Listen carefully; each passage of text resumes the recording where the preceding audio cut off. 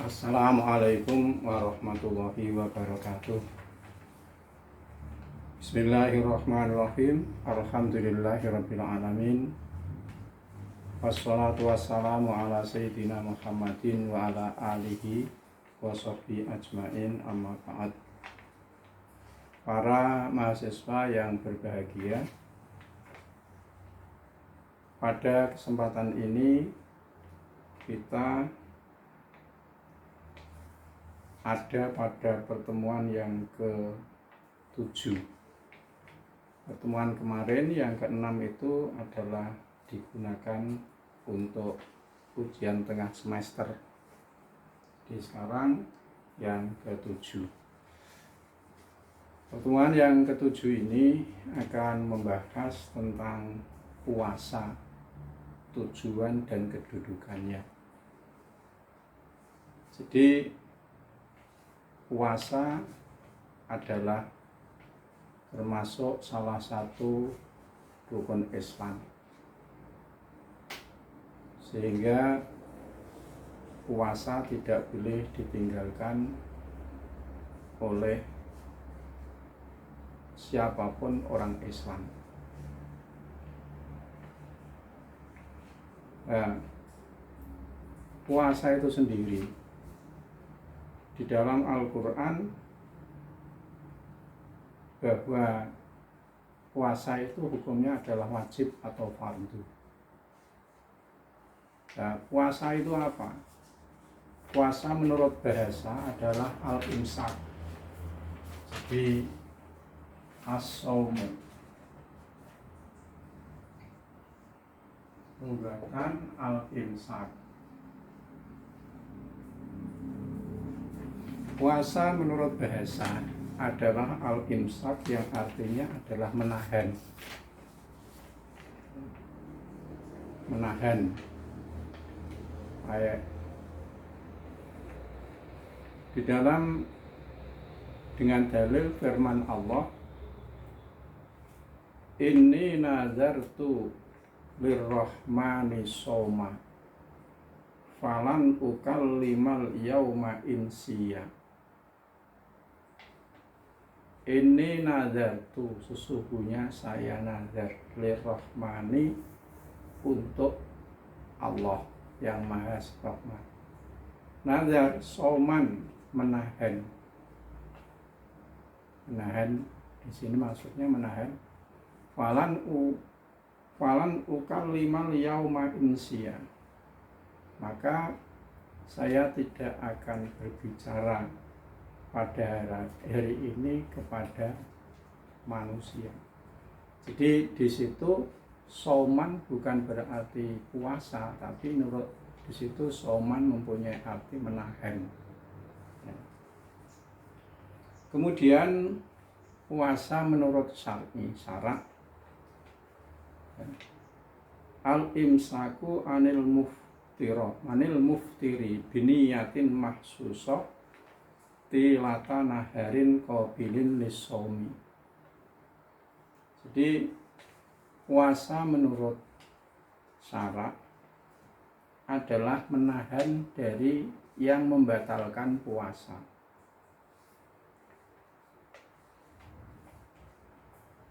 Dengan niat khusus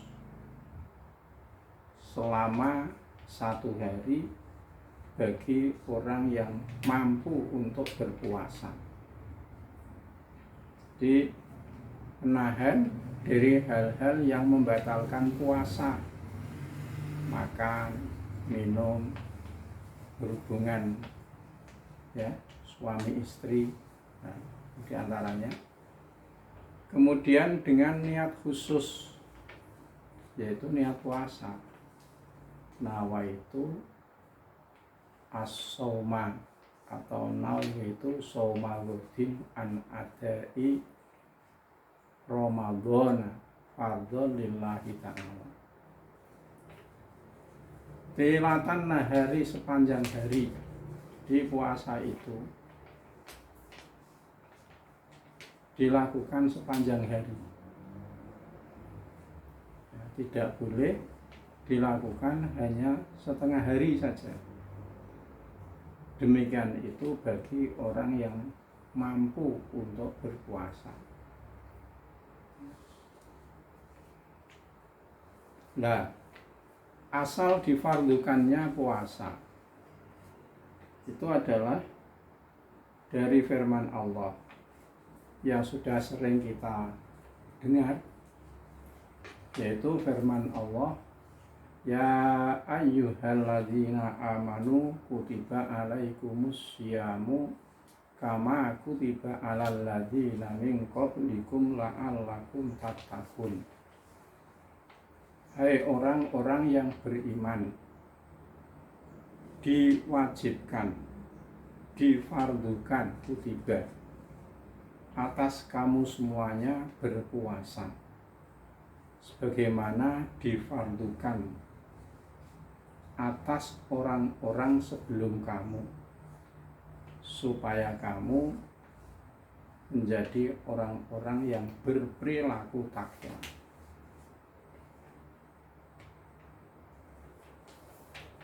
Kemudian dari sabda Nabi bahwa suatu ketika ada seorang A'rabi, orang Badui, datang kepada Nabi yang menanyakan kepada Nabi begini, akhbirni madza furido alayya Allahu minas shaum.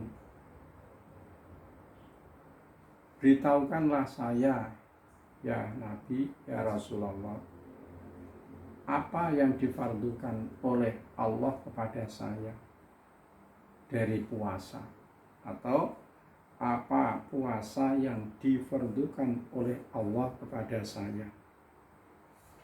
Maka Rasulullah bersabda, syiamu Ramadan, yaitu puasa Ramadan. Kalau di dalam Al-Quran, puasa itu, kekhususan puasa itu dilakukan pada bulan Ramadan adalah firman Allah, syahrul Ramadan alladzi unzila fihil Qur'an hudan linnasi wa bayyinatin minal huda wal furqan faman syahida minkumus syahra falyasum. Bulan Ramadan adalah bulan, dalam bulan itu diturunkan Al-Quran sebagai petunjuk bagi manusia dan sebagai penjelas dari petunjuk, wal furqan, dan memisahkan antara yang hak dengan yang batil. Maka barang siapa yang menyaksikan di antara kamu bulan, yaitu falyasumhu, maka hendaklah dia berpuasa pada bulan itu. Jadi faman syahida minkumus syahra, barang siapa di antara kamu yang menyaksikan bulan, maksudnya adalah bulan tanggal 1 bulan Ramadan, maka hendaklah berpuasa. Di dalam ayat yang pertama tadi, ya, bahwa difardukannya puasa adalah la'allakum tattaqun, agar kamu semuanya berperilaku takwa. Jadi tattaqun itu kalau dilihat dari segi tata bahasa Arab adalah af'al khamsah. Af'al khamsah yaitu fi'il mudhari yang mendapatkan tambahan alif tasniyah, waw jamak atau ya muannas. Jadi tattaqun itu asalnya adalah tattaqu, ittaqo yattaqi, tattaqun, ya, mendapatkan tambahan waw. Nah, di situ menggunakan sigat fi'il mudhari. Fi'il itu adalah menunjukkan arti perbuatan. Kemarin sudah kita Oh ya, sampaikan itu kan di dalam materi bahasa Arab ya, maaf. Jadi fi'il mudhari yang mempunyai waktu sekarang dan yang akan datang. Jadi agar kamu semuanya menjadi orang-orang yang berperilaku takwa. Mulai sekarang saudara melakukan puasa, kemudian untuk saat-saat atau masa-masa berikutnya, supaya kamu menjadi orang-orang yang berperilaku takwa. Orang yang berperilaku selalu melaksanakan perintah Allah dan selalu menjauhi dari larangan-larangan Allah. Otomatis orang yang berperilaku takwa itu orangnya disebut dengan muttaqin. Itu tujuan daripada difardhukannya berpuasa. Masih ada faedah-faedah dan tujuan lain yang tidak terhitung banyaknya daripada manfaat dan tujuan difardhukannya berpuasa. Nah, al-imsak menahan. Kalau di dalam definisi tadi, al-imsak anil muftirat, mencegah, menahan diri dari hal-hal yang membatalkan puasa. Seringkali al-imsak, menahan, itu hanya sebagai lahirnya saja. Kita tidak makan, tidak minum, yang sudah berkeluarga, tidak berhubungan suami istri. Itu hal-hal yang membatalkan puasa. Sehingga seringkali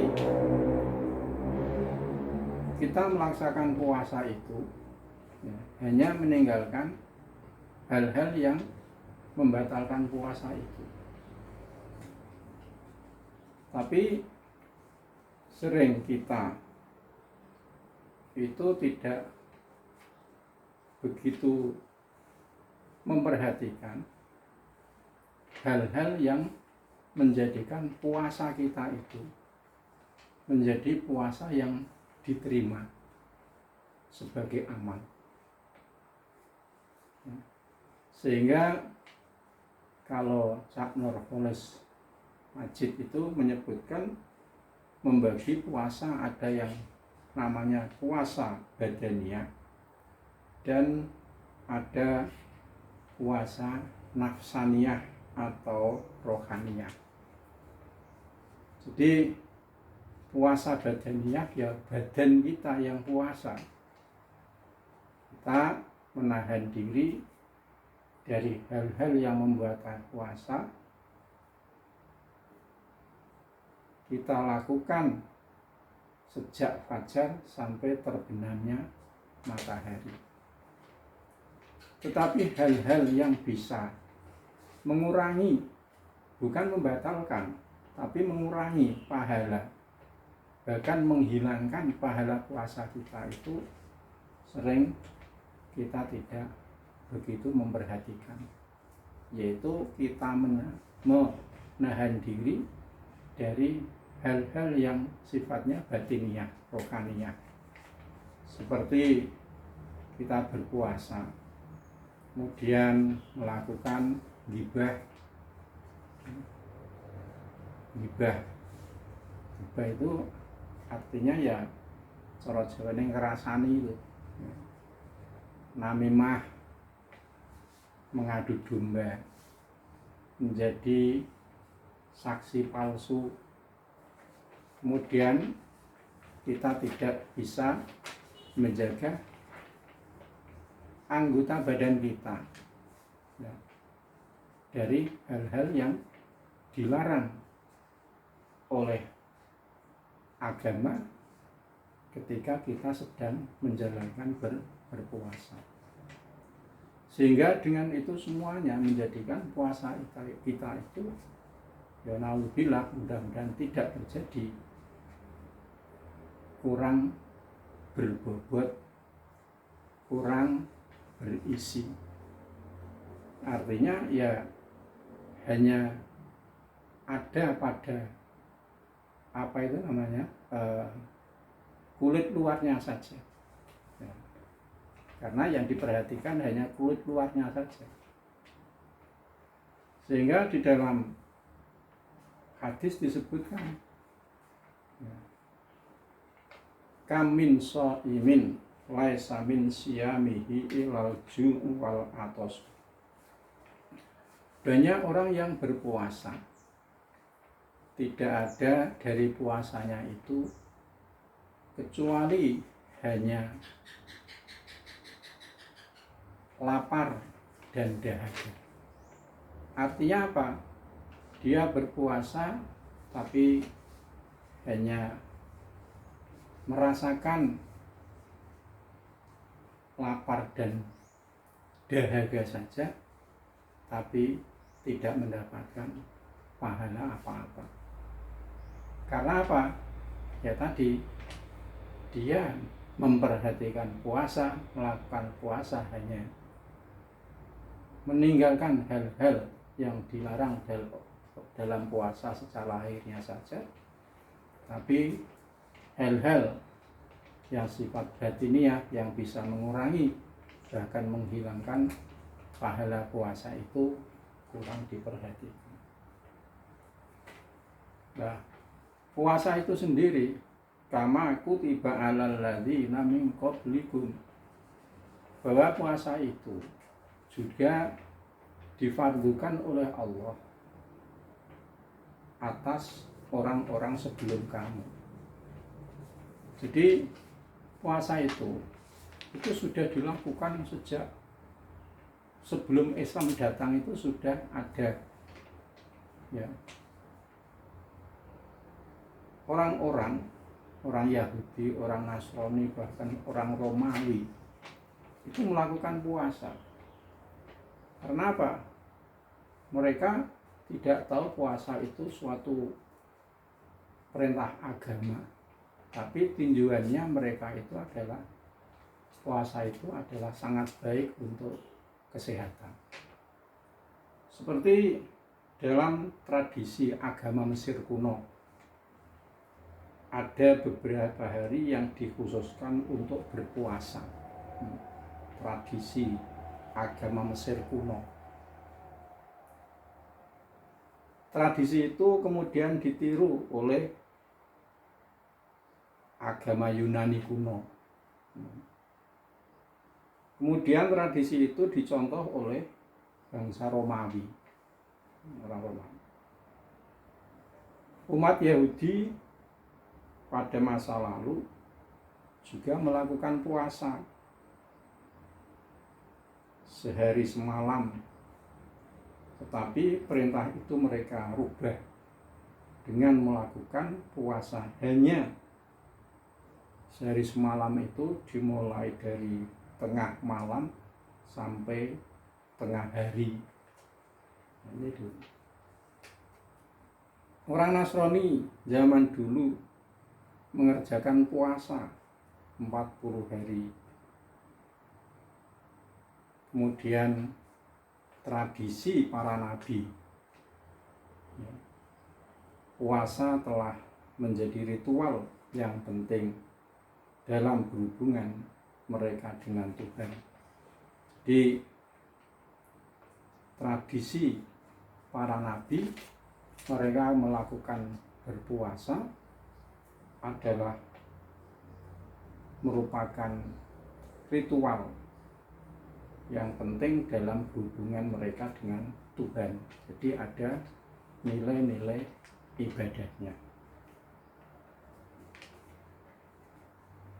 Seperti Nabi Adam berpuasa 3 hari yang disebut pada Ayyamul Bid, hari putih 13, 14, dan 15 bulan Komariah. Puasa itu dilakukan Ya, karena Nabi Adam ingin membersihkan diri, tobat kepada Allah atas perbuatan yang dilakukan oleh Nabi Adam itu. Nabi Daud berpuasa, puasa Nabi Daud sehari berpuasa, sehari buka, sehari berpuasa, sehari buka. Kemudian bagi kita umat Nabi Muhammad, puasa tidak dilakukan seperti yang dilakukan oleh Nabi Daud, tetapi umat Nabi Muhammad difatwakan untuk berpuasa pada bulan tertentu, yaitu pada bulan Ramadan sebulan penuh, ya, sebulan penuh. Jadi itu berpuasa. Kemudian kalau kita sejak kecil, ya, kita dididik oleh orang tua, kalau kita kebetulan hidup di tengah-tengah masyarakat Muslim, orang tua kita berpuasa, tetangga-tetangga kita berpuasa, kita dididik di sekolah dengan pelajaran-pelajaran ilmu agama. Di sana ada pelajaran tentang kewajiban berpuasa. Puasa kita lakukan begitu. Kita tidak tahu tentang apa manfaat dan faedah berpuasa itu. Tetapi dengan perkembangan waktu dan perkembangan akal manusia, sehingga puasa itu yang asalnya kita lakukan hanya mengikuti orang lain, atau kita melakukan puasa karena tradisi ketika bulan puasa kita berpuasa, tapi ternyata puasa itu setelah diteliti, ya, mempunyai manfaat-manfaat yang luar biasa, ditinjau dari berbagai aspek, seperti ditinjau dari sudut pandang medis bisa, psikis jiwaan bisa, moral bisa, sosial bisa. Jadi puasa kalau dilihat dari sudut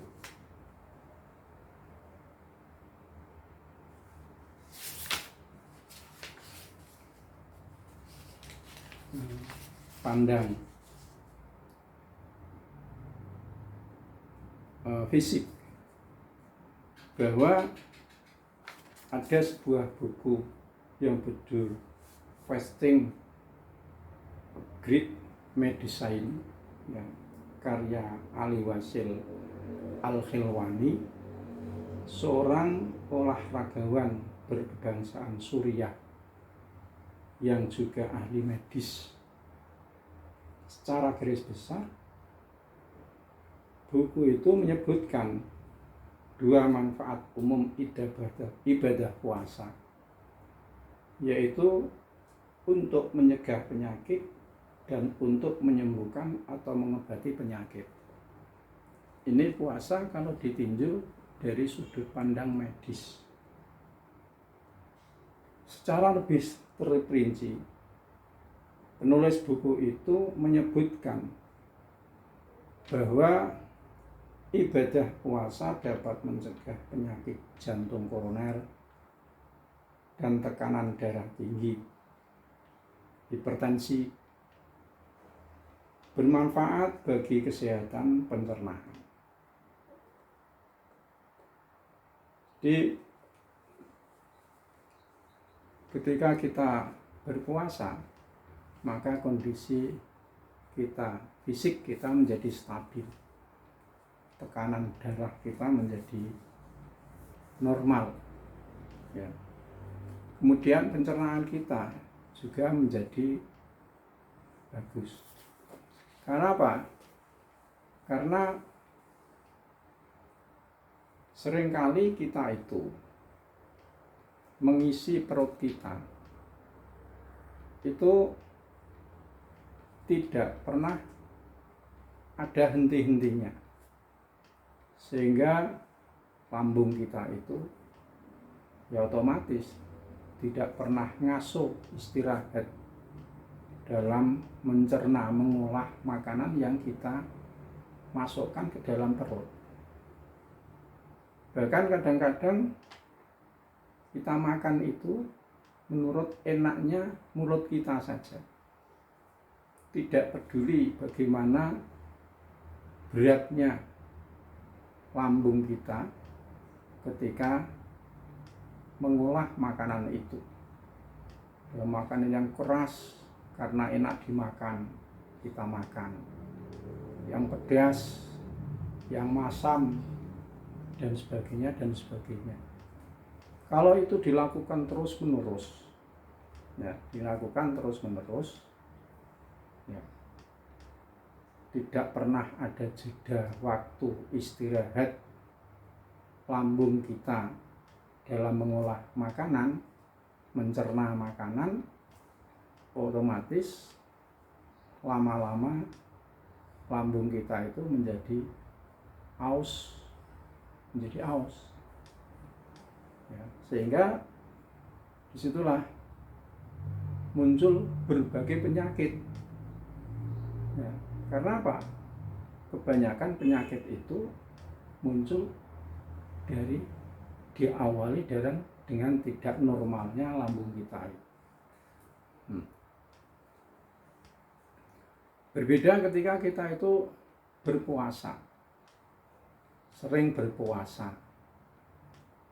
Puasa Ramadan 1 bulan penuh, pencernaan kita berhenti dari mengolah makanan, ya. Sehingga ibarat mesin itu ada waktu pendinginan, tidak begitu terus bekerja, sehingga menjadi lebih awet, lebih normal dibanding ketika itu digunakan dengan tidak ada berhenti-berhentinya. Lebih-lebih kalau kita ya memperhatikan ya manfaat puasa yang demikian besar itu, kita lakukan puasa sunnah, sehingga di samping kita melakukan ibadah yang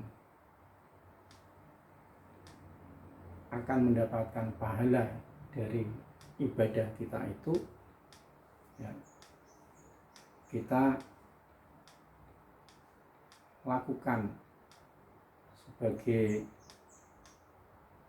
kesempatan mengistirahatkan daripada aktivitas lambung kita, sehingga kita akan menjadi sehat. Itu diantaranya tinjauan dari segi kesehatan atau medis. Kemudian tadi saya sebutkan puasa ditinjau dari sudut pandang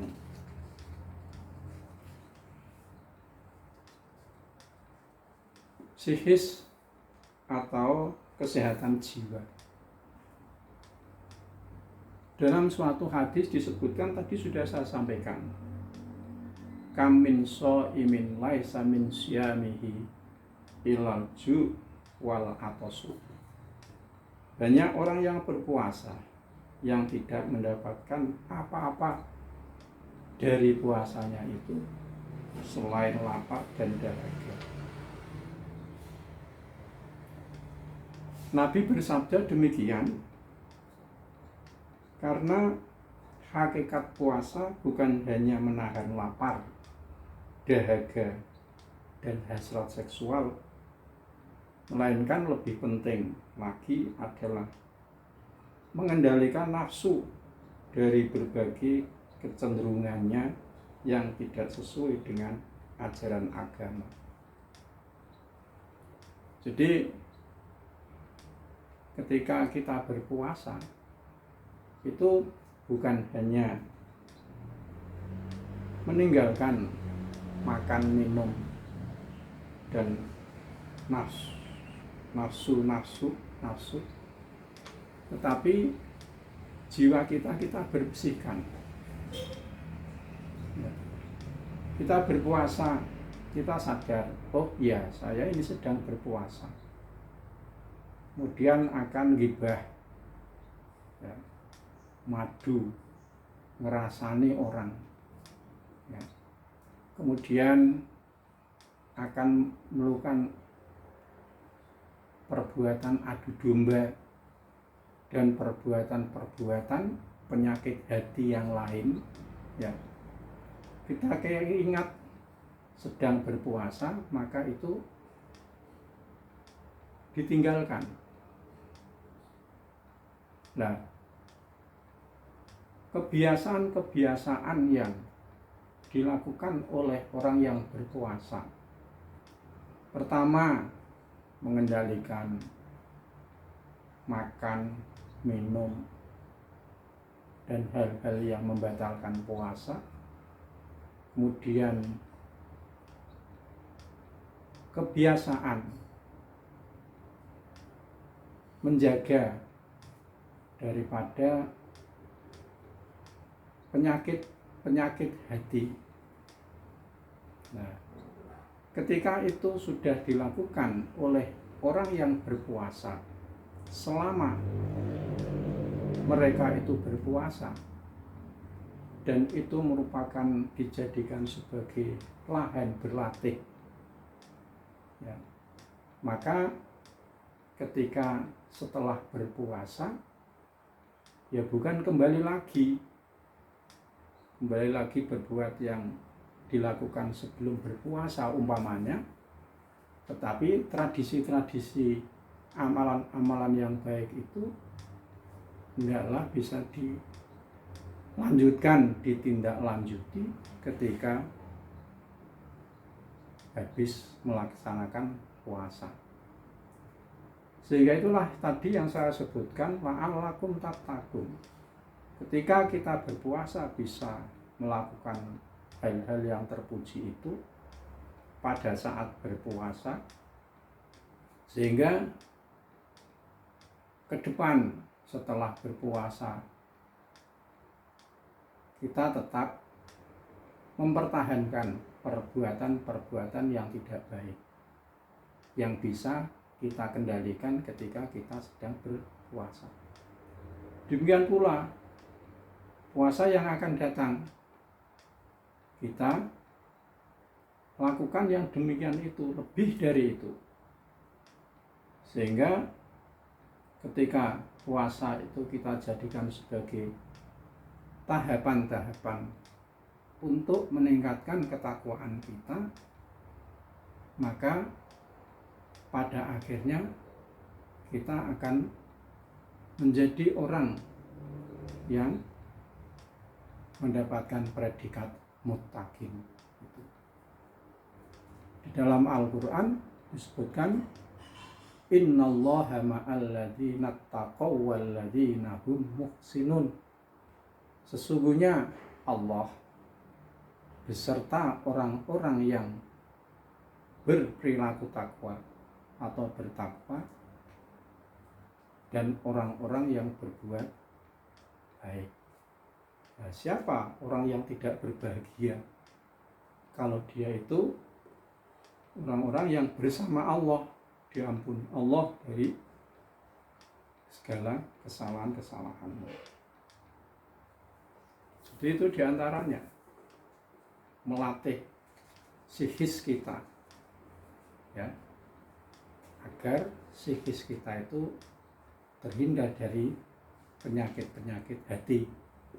Dan hati itu apa ya? Hasud, ya ghibah, ya namimah, ya hasud. Itu kan penyakit-penyakit hati, ya, penyakit-penyakit hati. Kemudian yang ketiga, ya,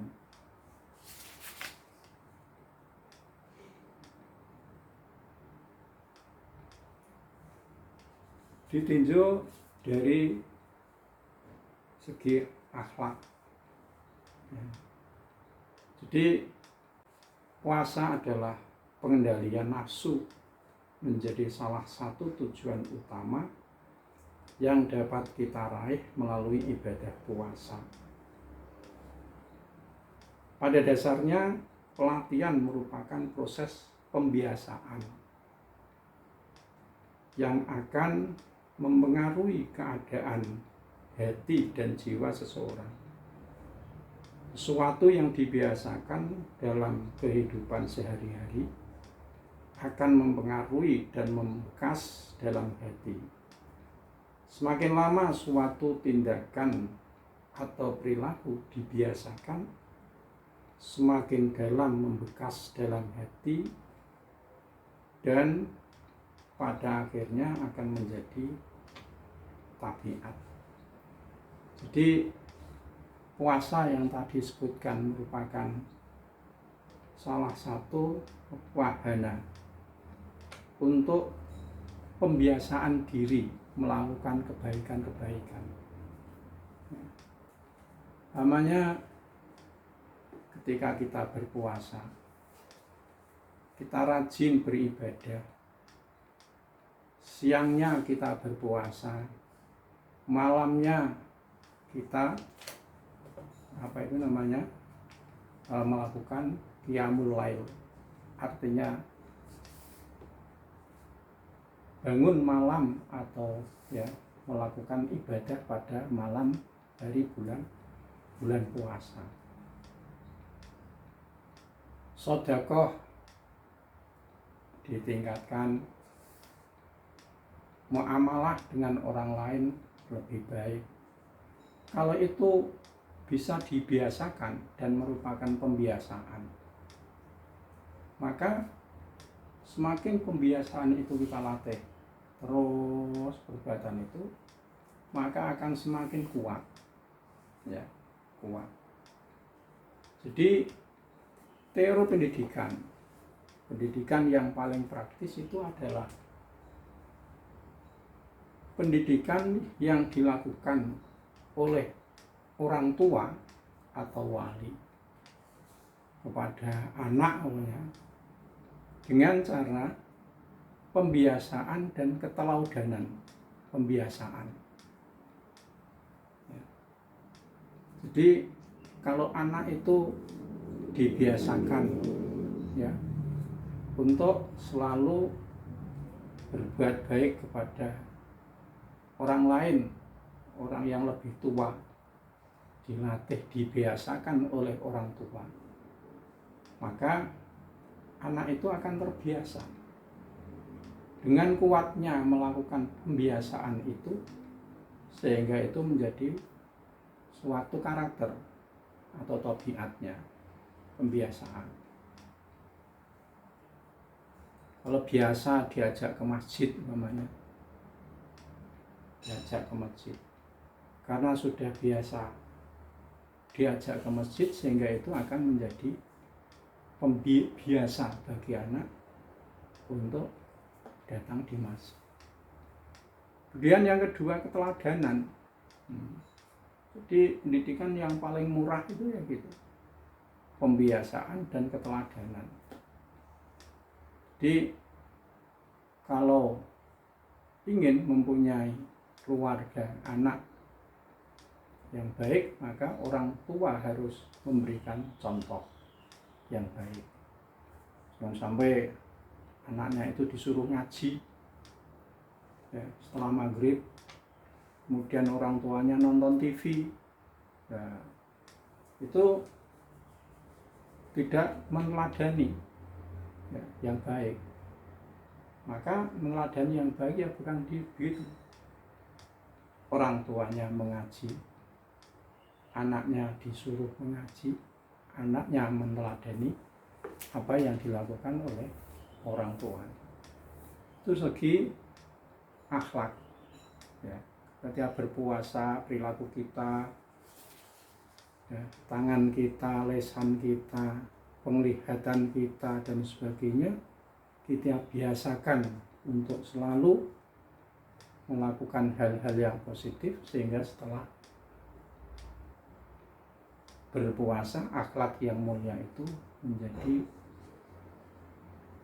kebiasaan bagi kita yang melakukan puasa. Kemudian kalau dilihat dari sudut pandang sosial, jadi orang hidup itu tidak bisa hidup sendirian. Memang manusia itu diciptakan oleh Allah sebagai makhluk sosial, sehingga dia harus berinteraksi pada yang lain. Apa yang menjadi kebutuhan dia adalah menjadi kewajiban orang lain, dan apa yang menjadi orang lain adalah menjadi kewajiban bagi dia. Sehingga ketika berpuasa, dia itu melakukan puasa dengan rasa dahaga, dengan rasa lapar, sehingga muncullah kepedulian sosial. Ya, kepedulian sosial. Kalau kita saja yang kebetulan mempunyai kecukupan rezeki, ya, kemudian lapar hanya sebagian waktu saja, sudah demikian sakitnya, demikian ya beratnya, akan muncul rasa sosial solidaritas kita kepada saudara-saudara kita. Bagaimana mereka, orang-orang fakir, orang-orang miskin, yang kebanyakan dari hari-harinya itu mereka merasakan lapar, sehingga muncullah dari apa yang ia rasakan itu rasa solidaritas, rasa iba kepada saudara-saudaranya yang merasakan kesulitan dalam masalah ekonomi. Jadi itu diantara faedah tujuan dari diwajibkannya puasa. Kalau kita tinjau dari berbagai sudut pandang atau manfaat daripada puasa itu, tidak bisa dihitung banyaknya dari berbagai segi dari manfaat puasa itu. Tadi hanya sebagian saja. Dari segi medis, psikis, kemudian sosial, ya, itu hanya sebagian saja yang bisa kita amati ya sehari-hari. Kemudian kembali kepada puasa lagi, ya, bahwa namanya ibadah itu mesti ada tekanan-tekanan yang harus dilakukan, yang disebutkan dengan fardu atau wajib. Jadi puasa itu merupakan kewajiban bagi orang Islam. maka ada syarat-syarat sahnya, syarat wajibnya, bukan syarat sahnya, syarat wajibnya puasa. Yaitu pertama, harus orang Islam, tidak bisa dilakukan oleh orang non muslim. Ya puasa tadi saya sebutkan tadi, bangsa Romawi, kemudian Mesir kuno melakukan puasa dan sebagainya, tapi puasa mereka kan puasa yang tidak ada orientasi nilai ibadah ya. Karena itu agar puasa itu yang dilakukan itu ada nilai ibadahnya, maka syarat wajibnya puasa, dia wajib berpuasa, syaratnya harus orang Islam. Dia sudah, yang kedua, dewasa. Anak kecil tidak diwajibkan puasa. Walaupun dikiaskan dengan perintah sholat, ketika 7 tahun dianjurkan berpuasa untuk melatih. Ketika sudah 10 tahun tidak mau sholat, maka disuruh untuk memukul, tapi mukul yang tidak menyakitkan, tapi mukul yang mendidik.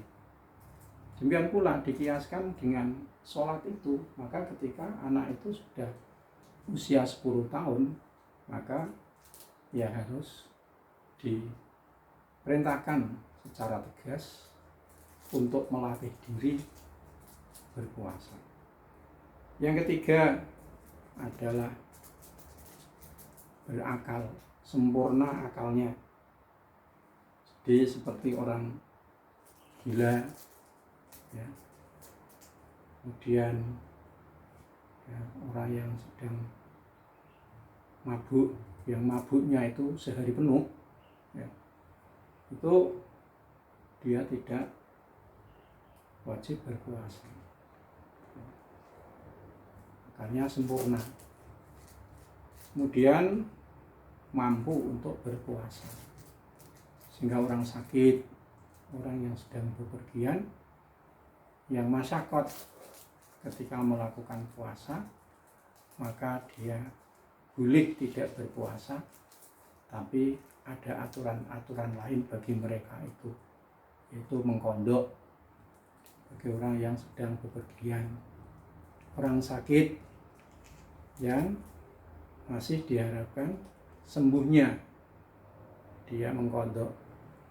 Kalau sudah tidak bisa diharapkan kesembuhannya, maka dia membayar fidyah ya, tebusan dari puasa yang tinggalkan itu. Kemudian fardu puasa, fardunya itu ada 4 dalam kitab At-Tadhib ini. Pertama, niat di puasa itu harus dilakukan dengan adanya niat. Sebab ada hadis innamal a'malu binniyat, sempurna atau ada yang memaknai sahnya amal-amal itu jika disertai dengan niat.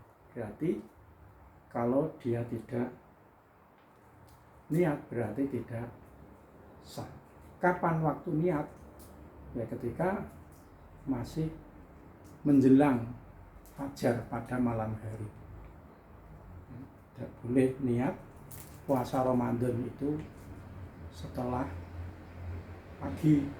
Kalau puasa sunnah itu boleh niat pagi hari selama dia sebelum niat itu belum makan maupun belum minum.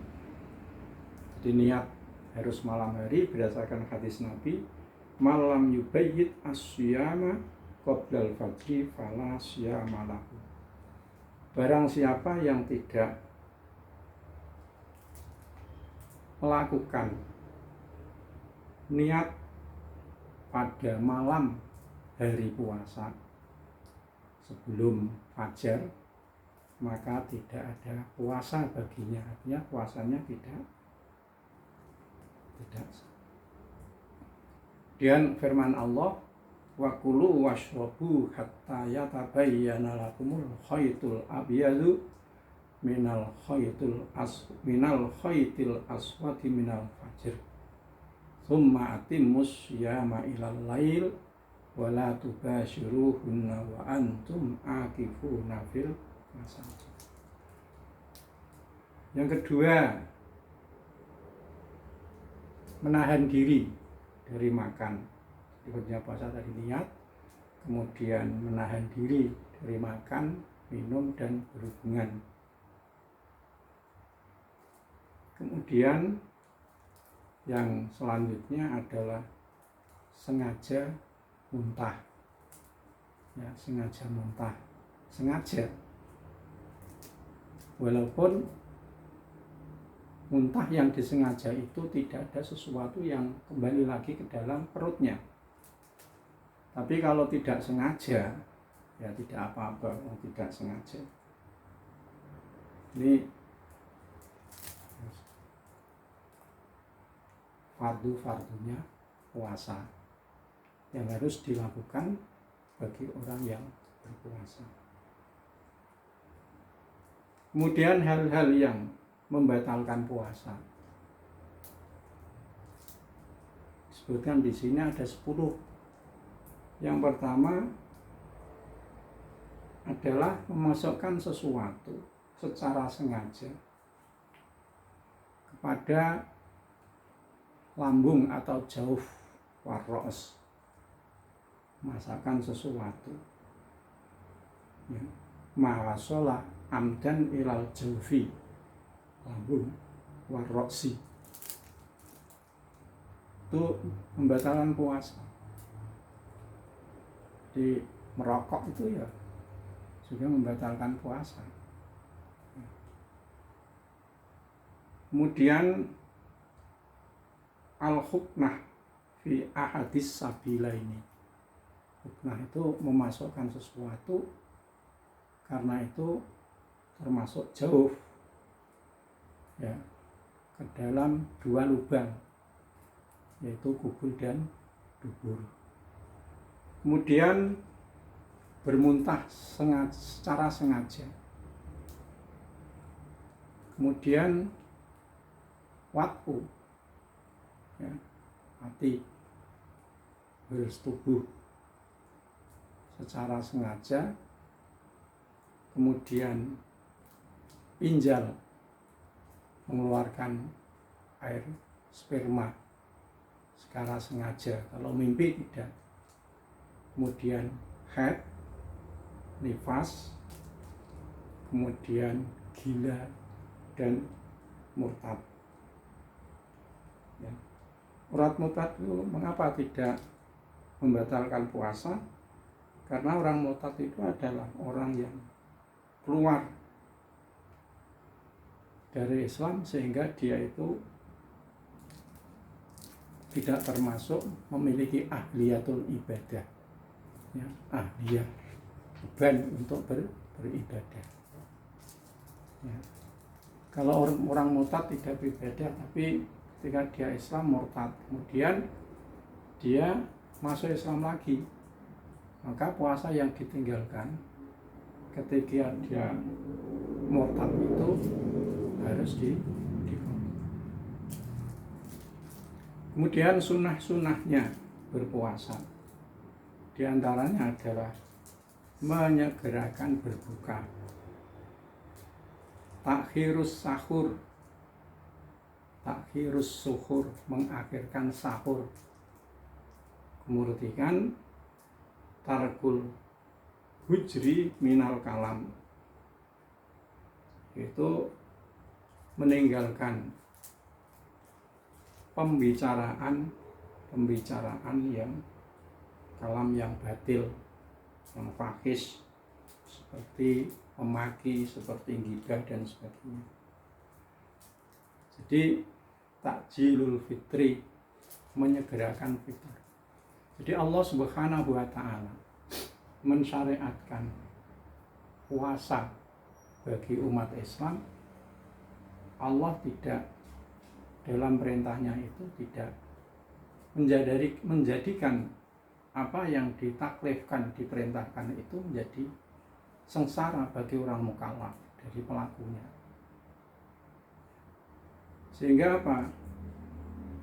Ketika berpuasa disunahkan untuk segera berbuka, agar kondisi fisik ini ketika sehari penuh dia lapar dan dahaga, ketika dia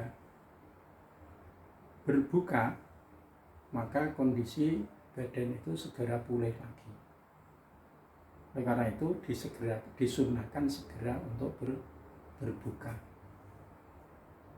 Nah, kalau berbuka ya sewajarnya, sehingga penyerahan kita yang sehari itu kosong kemudian dimasuki makanan dan minuman secara bertahap, sedikit, bukan terus baru buka sudah sekian banyak makanan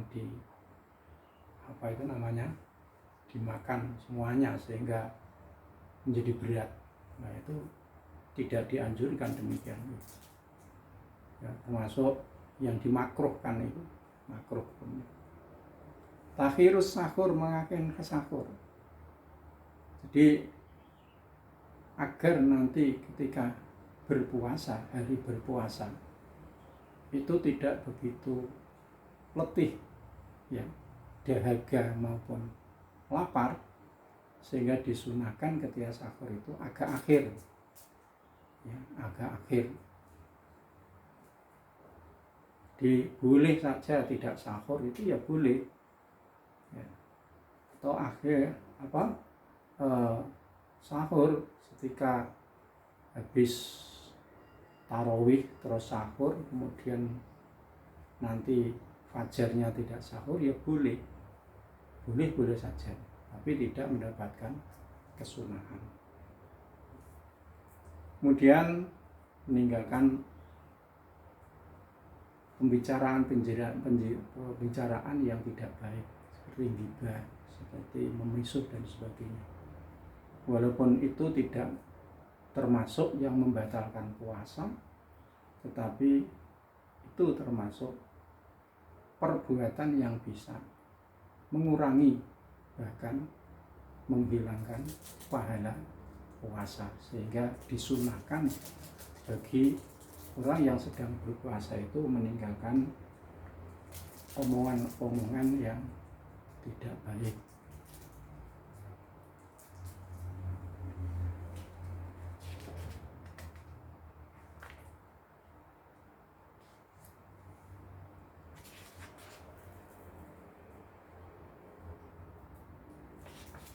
Di hal-hal yang membatalkan puasa itu ada yang cukup diqadha dan ada yang qadha dan juga kafarat. Seperti orang yang berhubungan suami istri dengan pada siang Ramadan secara sengaja, maka dia harus mengqadha dan membayar kafarat, yaitu kafaratnya memerdekakan budak. Kalau dia tidak mampu maka harus berpuasa 2 bulan. Kalau tidak mampu maka dia harus memberikan makan 60 orang miskin.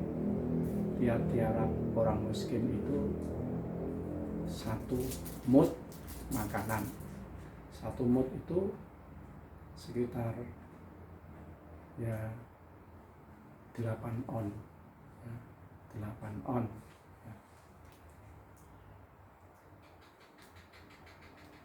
Demikian pula orang yang meninggalkan puasa karena dia sakit, sakit, maka Tadi sudah saya sampaikan, kalau memang dia itu ada harapan dari sakitnya itu sembuh, maka ketika sembuh dia mengkondok.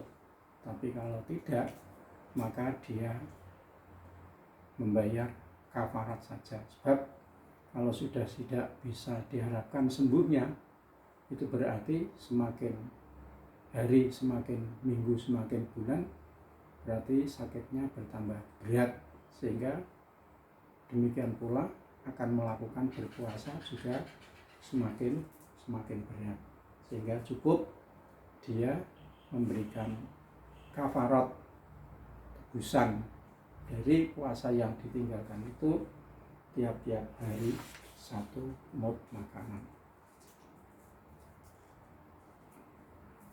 Kemudian orang-orang yang perempuan yang hamil dan menyusui, kalau dia itu orang yang hamil dan menyusui itu dia khawatir akan dirinya sendiri, maka dia boleh tidak berpuasa, tapi dia harus mengkondok sholatnya.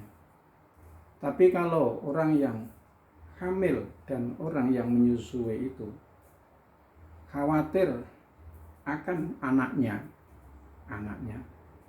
maka dia boleh tidak berpuasa, tapi dia harus mengkondok dan membayar kafarat tiap-tiap hari 1 mud makanan. 1 mud makanan.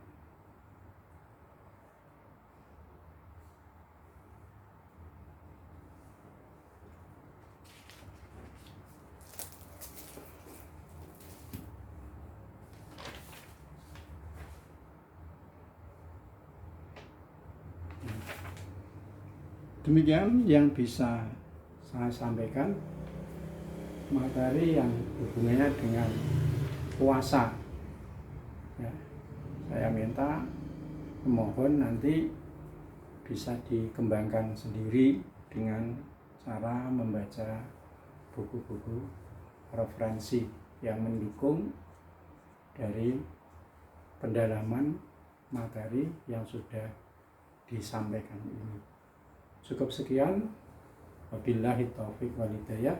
Wassalamualaikum warahmatullahi wabarakatuh.